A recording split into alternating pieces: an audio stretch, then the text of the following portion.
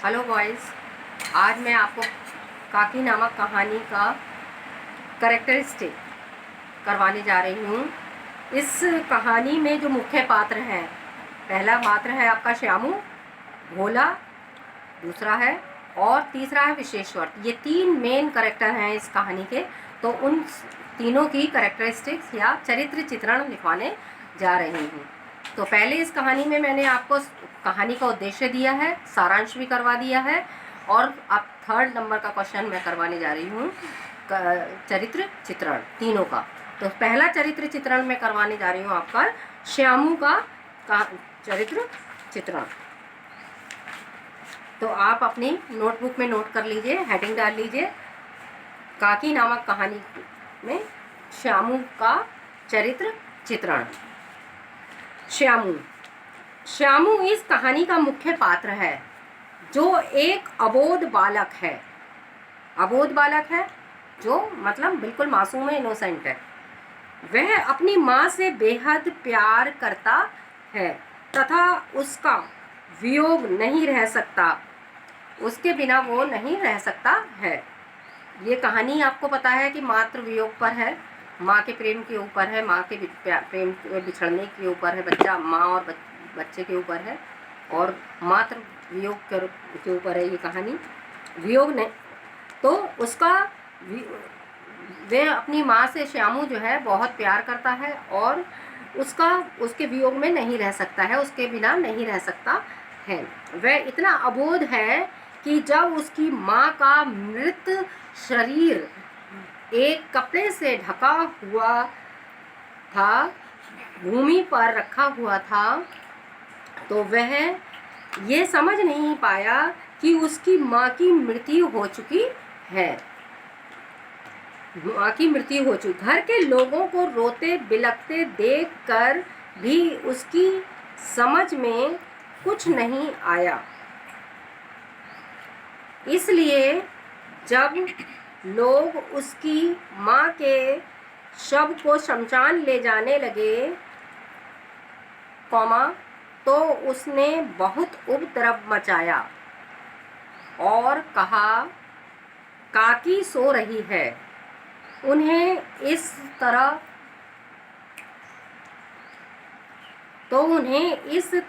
उठाकर कहाँ लिए जा रहे हो? Question mark. लोगों ने जब उसे बताया कि उसकी काकी राम के यहाँ गई हुई है, तो उसने विश्वास कर लिया कि एक दिन उसने एक पतंग के द्वारा अपनी माँ को राम के यहाँ से बुलाने की योजना बनाई। विराम। उसे पूरा करने के लिए उसने अपने पिता के कोट से पैसे भी चुराए। विराम। श्यामू अत्यंत संवेदनशील है। यहाँ पर इस पैराग्राफ में श्यामू की कैरेक्टरिस्टिक बताई है, चरित्र चित्रण बताया गया है। अब दूसरा हम कैरेक्टर लेंगे इसमें, भोला। 2nd नंबर का हेडिंग डालिए आप लोग, भोला का चरित्र चित्रण। भोला सुखिया दासी का लड़का था और श्यामू का समवयस्क था, पर वह श्यामू से अधिक समझदार था।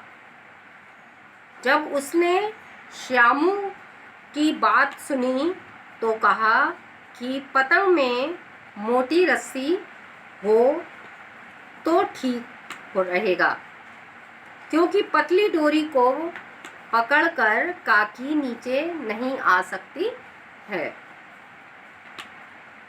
वह टूट जाएगी। भोला अत्यंत डरपोक भी था, इसलिए अंडरलाइन कर लीजिए, भोला जो था बहुत ही डरपोक बच्चा था।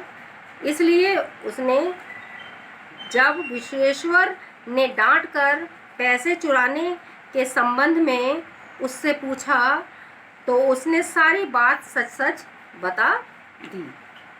वह भी बाकी बालकों की तरह भावुक था। यह आपका भोला का चरित्र चित्रण है। अब थर्ड नंबर का करेक्टर आता है आपका विशेश्वर। श्यामू के पिता के बारे में हम बताएंगे आपको। विशेश्वर श्यामू के पिता। विशेश्वर श्यामू के पिता हैं जो अपनी पत्नी की असामयिक मृत्यु के कारण अन्य मसनस रहते हैं।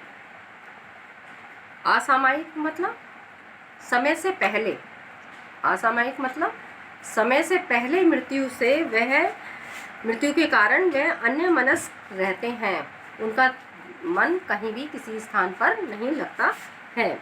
एक दिन जब उन्होंने देखा कि उनके कोट से कुछ पैसे गायब हैं तो उन्हें क्रोध आ गया, और जब भोला ने सारी बातें उन्हें सच सच बता दी तो क्रोध में आकर उन्होंने श्यामू के 2 तमाचे या थप्पड़ जड़ दिए या लगा दिए। पर जब उन्होंने पतंग पर काकी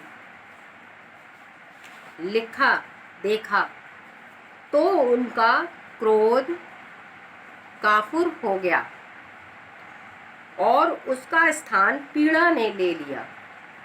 ये आपका जो है कैरेक्टरिस्टिक श्यामू के पिता विशेश्वर का है, और उनके बारे में बताया गया था, उनके लिए थोड़ी सी जानकारी अलग से दी गई थी। तो ये तीनों इस कहानी के तीनों मेन पात्र हैं, मुख्य पात्र हैं, श्यामू, भोला और विशेश्वर।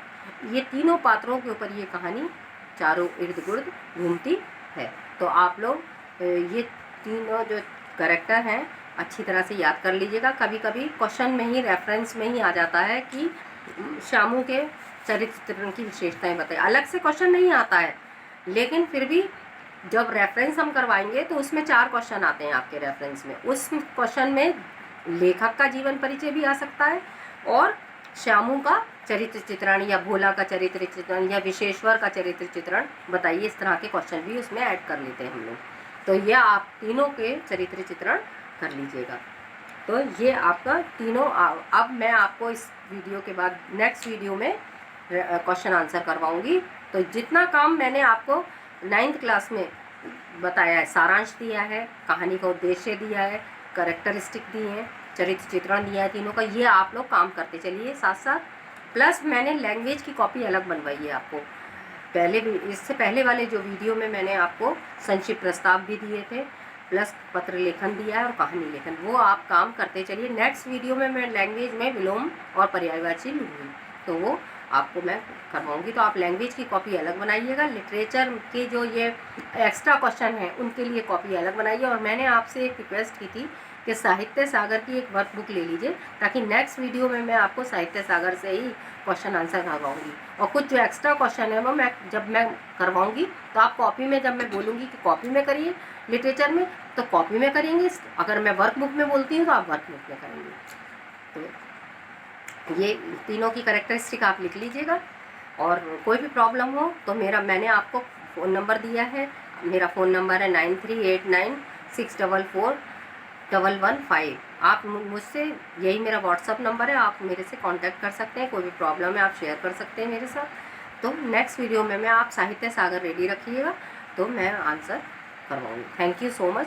God bless you.